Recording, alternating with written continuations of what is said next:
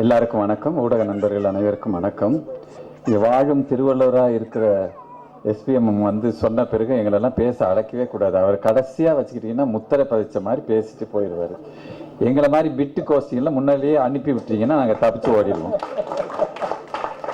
அவர் சொன்னார் வந்து எஸ்பிஎம் சொன்னார், இப்போ சினிமா எடுக்கிறதே ரொம்ப கஷ்டமான ஒரு நிலைமை இருக்குது, சூழ்நிலை இருக்குது. அதுக்கு ஒரு உதாரணம் சொல்கிறேன்.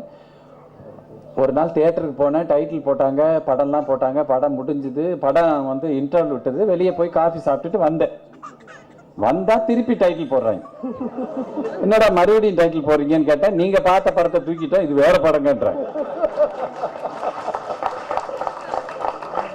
இதுதான் இன்றைய உண்மையான நிலவரம். அதனால இந்த மாதிரி சூழ்நிலையில இவ்வளோ ஃப்ரெண்ட்ஸுங்க, இவ்வளோ பேரு நீங்க தியேட்டர்ல போய் பார்த்தாலே போதும் இந்த படத்தோட வெற்றிக்கான அடையாளம்.